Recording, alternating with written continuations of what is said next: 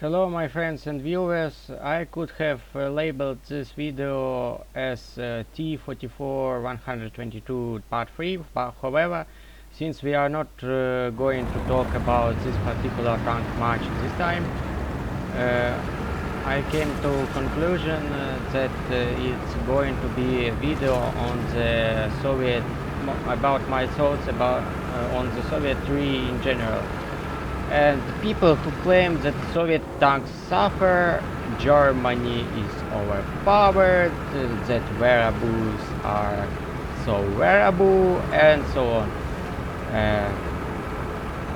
I must conclude that the people who do so are fucking retarded.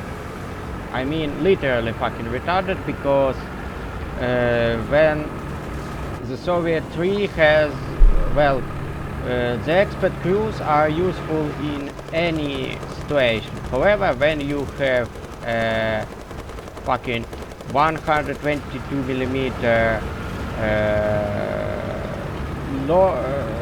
thing that launches literal logs into enemies, heavy as fuck and capable of destroying their tanks with single penetration,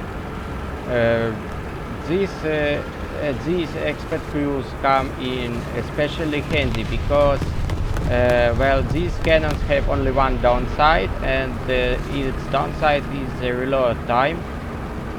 With with default crew on T44 122, this reload time is 32 seconds. With level 5 loader, it's 27 seconds, and with expert crew, this means 5 plus 3 level, it's 25 seconds. So you can actually reduce your reload time by 7 seconds, and it's quite astonishing and useful. Because you can now spend these 7 seconds aiming or choosing your target. The second thing I want to say about Soviet 3, it has, well, particularly on this, it's obvious on this battle rating, it has such unique vehicles, such as P8. P8 is, well, when you choose P8 in respawn window, it's basically like when you quote Oppenheimer, or which is actually a quote from Bhagavad Gita, but well, who had said, and I had become death, the destroyer of worlds. Yes, when you are P8, you are death and destroyer of worlds, because, well, the nuke mechanic in this game is, in my opinion, redundant and useless, because it's just, well, another way to end the game. The cases when the losing team suddenly gets a nuke and nukes their way to victory are pretty rare. So nukes, in my opinion, is just, well, a cute animation in the end of the game. Who the fuck needs this? I don't fucking need it. And I want to say that P8 is the real death and destroyer of worlds in this context, because it is actually, well, you can actually spawn with it while having 600 to 700 points, around somewhere around this, depending on which BR and rank you take your P8 to, and then you can drop your 5-ton bomb, which is packed not with TNT but with actually a more powerful explosive, and take out half of the enemy team, literally half of the enemy team.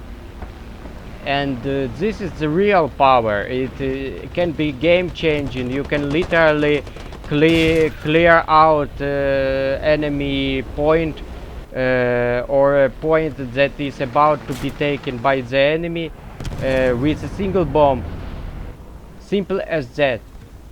And in TNT equivalent, the explosive, I can't recall exactly how it's called in game. The explosive that is packed inside Hub 5000 is equal to 5 tons of TNT, despite this bomb having only 3.5 tons of explosives. And well, it just that it's a pure destruction, and even so, the British, for example, had their own blockbuster bombs, and the Americans had their tall boy bombs, which were called seismic bombs because how powerful they were, and they were used to. One of such bombs had successfully sunk the German Tirpitz battleship, and those bombs were called seismic because they literally had shaken the earth, and they could have destroyed.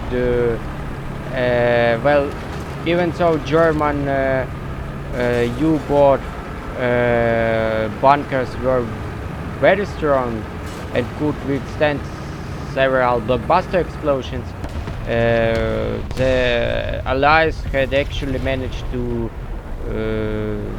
damage some of them and put them out of use for some time with those bombs.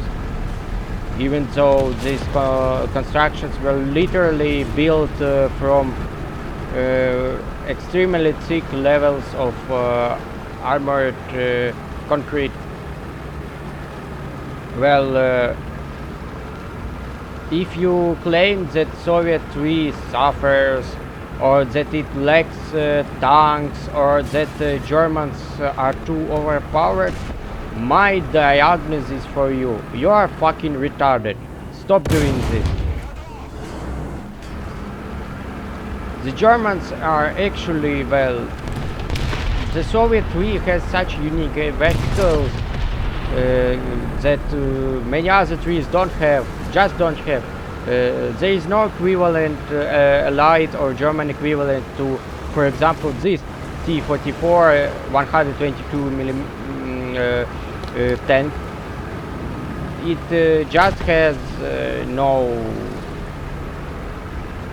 it's just another beautiful work of the Kharkiv tank building school. Because you know, most of the Soviet tanks were either developed and built in Kharkiv or developed by the engineers from Ukraine. It's just another beautiful piece of Kharkiv tank building school. However, it actually, even when you end up on 7-3 against enemy infantry fighting vehicles with ATGMs, you can actually stand up against them, because you have well, super powerful gun. Just you are basically the first MBT, the first main battle tank.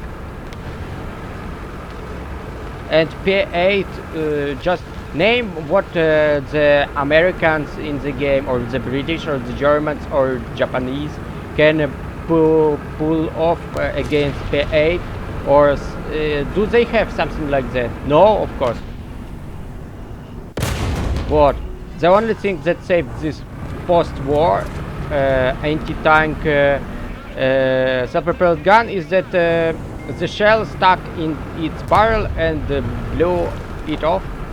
Otherwise I would have killed it. Thank you for watching, and please support Ukraine in whatever way you can. Slava Ukraini!